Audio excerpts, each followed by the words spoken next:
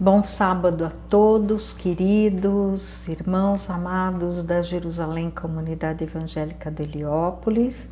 Eu sou Sandra, psicóloga diaconisa. De 15 em 15 dias nós caminhamos com os nossos estudos e esta noite vamos falar de irritação transformando em serenidade, o que a Bíblia diz sobre raiva, irritação, como podemos achar recursos para termos o domínio de nossos estados de humor.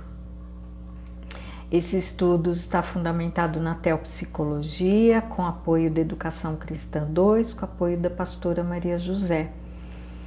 E vamos orar. Senhor Deus, Mestre amado, Mestre dos mestres, Senhor dos senhores, eu peço que me perdoe dos meus pecados, dos presentes, dos ocultos, que o Senhor me alerte sobre cada um deles, Senhor, em nome de Jesus. Eu me apresento a minha capacitação a Ti neste momento, que seja feito segundo a Sua vontade, que é boa, perfeita e agradável. Nós caminhamos com nossos corações agradecidos por todos os Seus feitos e pela fé nós continuamos, Senhor, agradecendo e continuando tendo a certeza de que o Senhor fará sempre o melhor para o seu povo, para os seus filhos, para os seus queridos. Em nome de Jesus confiamos e juntos nos fortalecemos de fé em fé. Amém?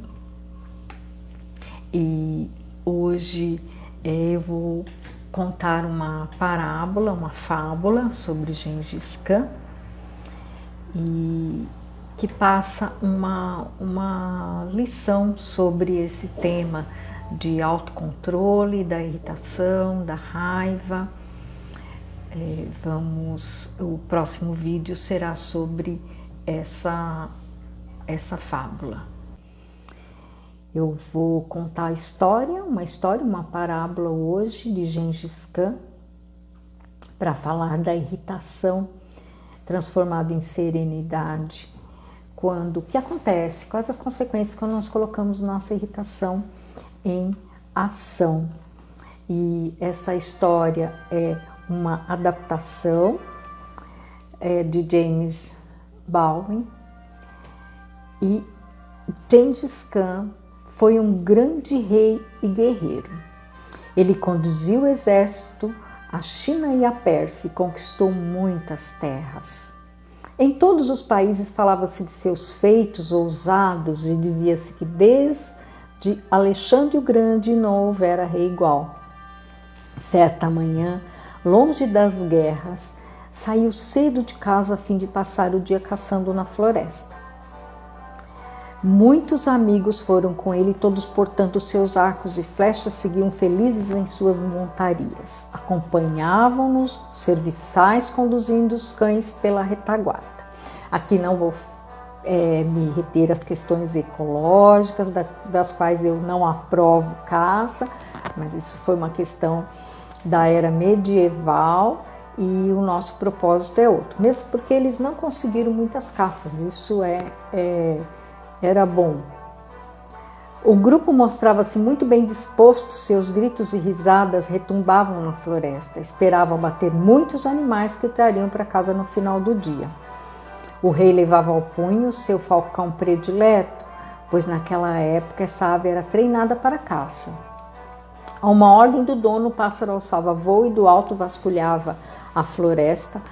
Ao avistar um cervo, uma lebre mergulhava velozmente sobre a presa qual uma flecha.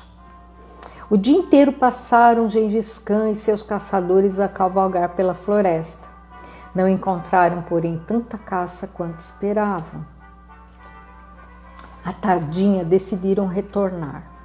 O rei estava habituado a cavalgar pela floresta e conhecia todas as trilhas. Tendo o grupo escolhido o caminho mais curto para casa, ele tomou uma estrada mais longa, que passava por um vale entre duas montanhas. O dia fora quente e o rei tinha sede, seu falcão amestrado alçara voo, deixando-o só. O pássaro saberia encontrar o caminho de casa. Foi embora. O rei prosseguia lentamente, conhecia uma fonte de água límpida em alguma paragem perto da trilha.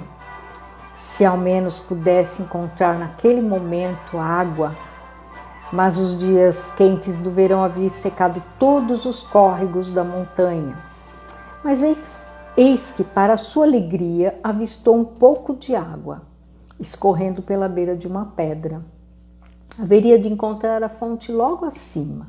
Na estação chuvosa, as águas corriam ligeiras naquele ponto, mas agora gotejavam lentamente. O rei apeou da montaria, tirou do embornal um cálice de prata. Embornal, né? Palavra diferente, né? Mas eu vou continuar com essa linguagem para não perder o encanto. Começou a parar com ele as gotas que caíam lentamente da pedra.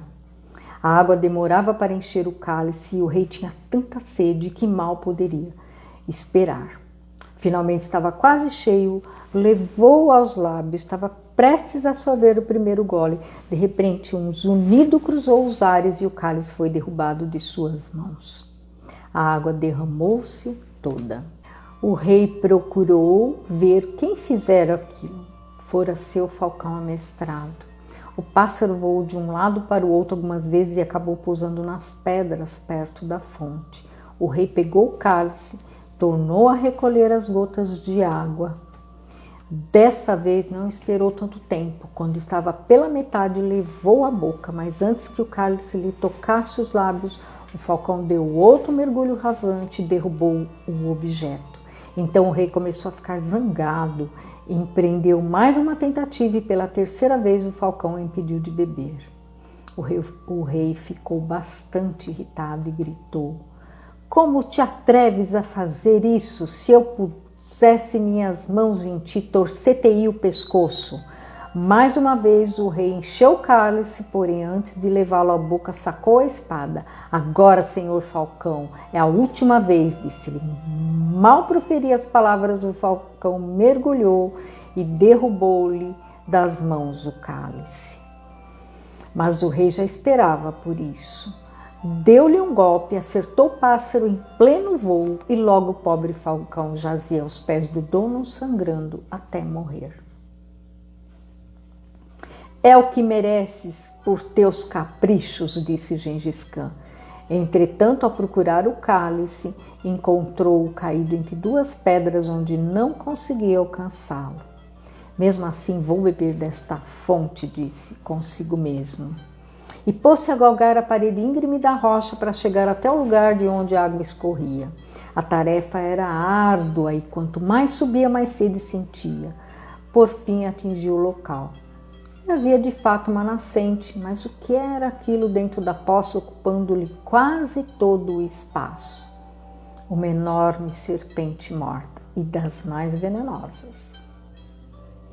O rei parou, esqueceu-se da sede, pensou apenas no pobre pássaro morto no chão.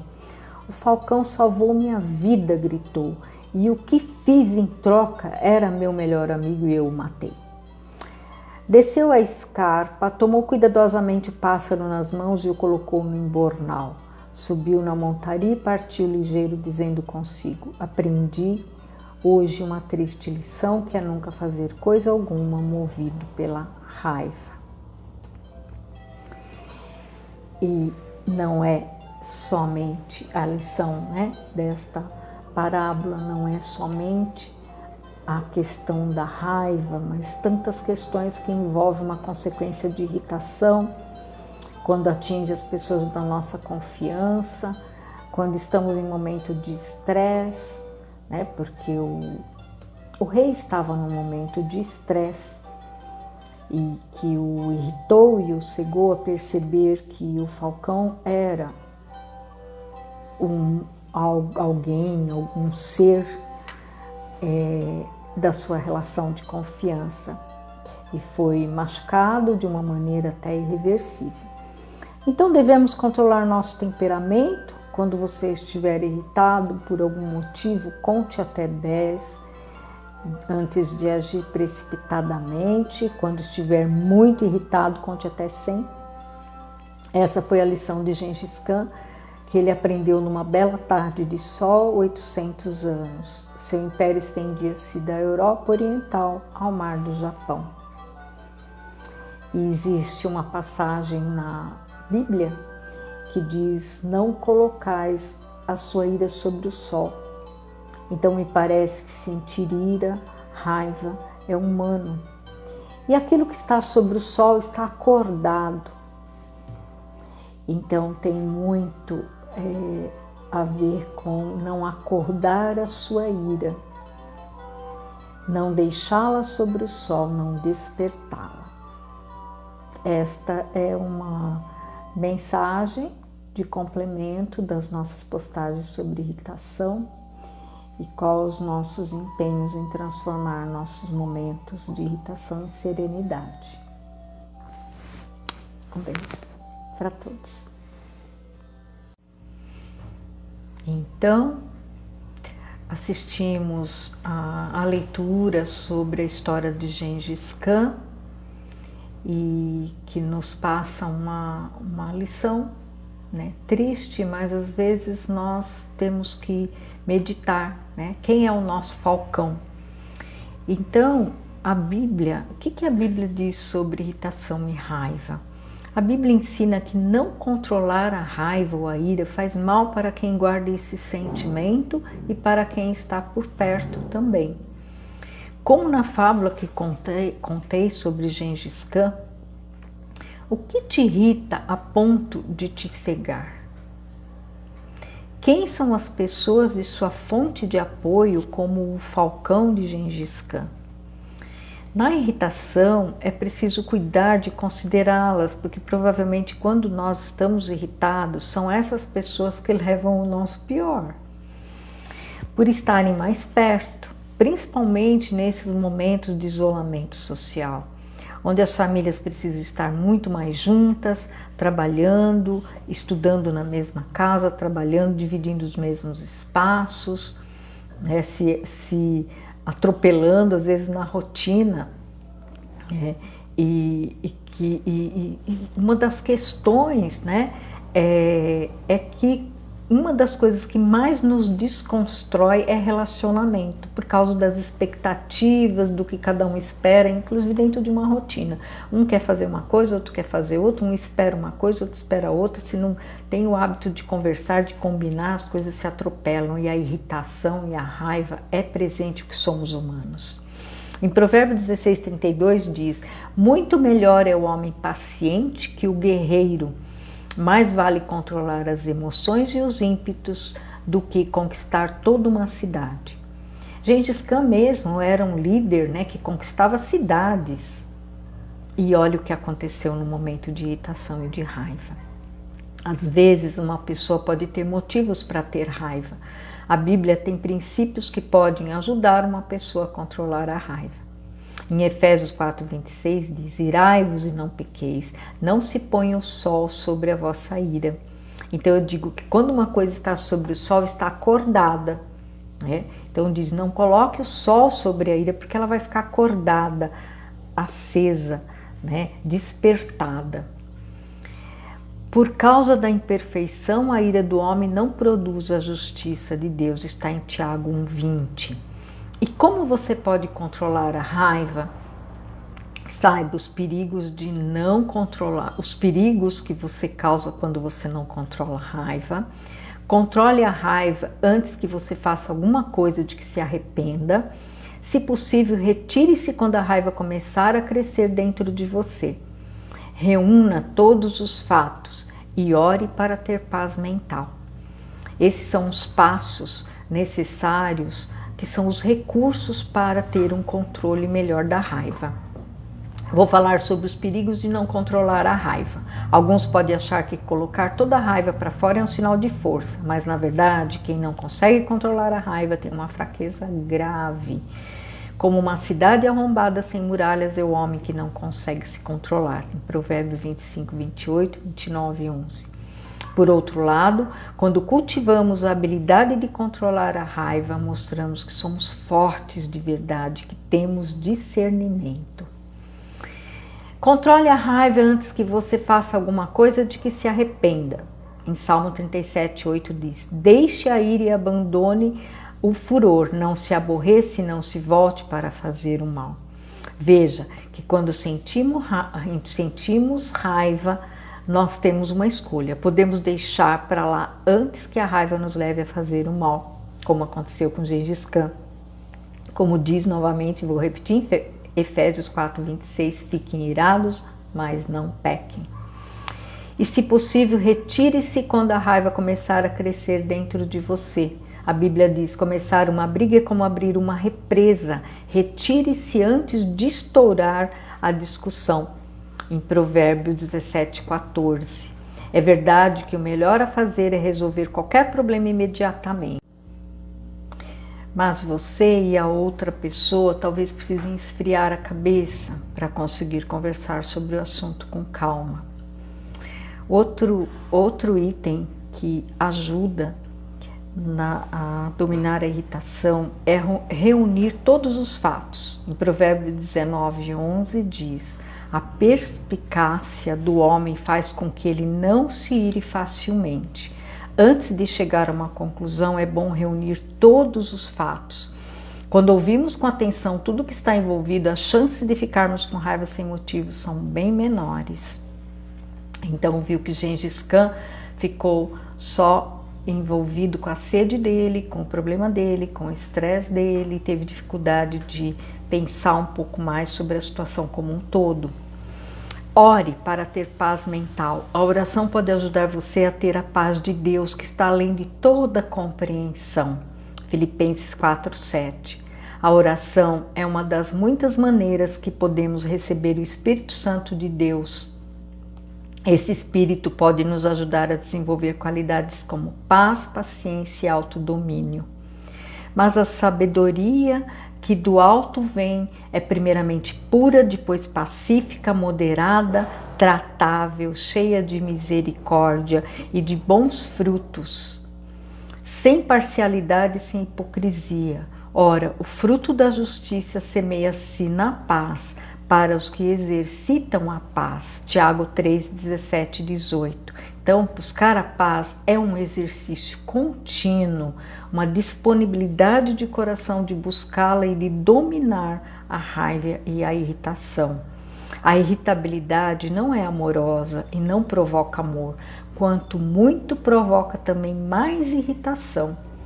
Posso escolher aborrecer-me com sabedoria e até estender a receber a graça. O que faria Jesus? Precisamos perguntar isso mais vezes, ir à Bíblia mais vezes, pedir a ajuda de Deus muito mais vezes. Essa é um ensinamento, né, a partir da fábula que foi contada, de autodomínio, porque os frutos do Espírito, um dos frutos do Espírito é temperança e autodomínio. Para chegarmos ao bom, precisamos dominar os nossos maus, né? O nosso lado humano, mas que necessita constantemente de ser vigiado e de ter controle para não gerar estragos. Muita saudade de todos, um beijo a todos, muito em breve, está ficando muito perto, né, de nos encontrarmos. Saudades. Graça e paz a todos, boa noite. Deus abençoe a cada um que ouviu esta palavra abençoada de Deus.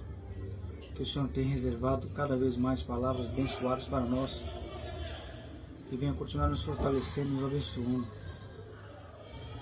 Recebei a bênção do Senhor. Que o grande amor do nosso Deus e Pai, e que a graça salvadora do nosso Senhor Jesus Cristo, e que as ricas e preciosas consolações do Espírito Santo de Deus, seja com cada um de nós, hoje e para sempre. Amém. Fique na paz do Senhor e tenha um final de semana abençoado, uma semana abençoada por Deus. Todos os projetos, todo o desejo do seu coração se alegre no Senhor e tudo Ele fará em nome de Jesus Cristo. Amém. Fique com o Senhor Jesus em seu coração, na sua casa, na sua família, as bênçãos de Deus recaia em nome de Jesus. Amém. Graças a Deus.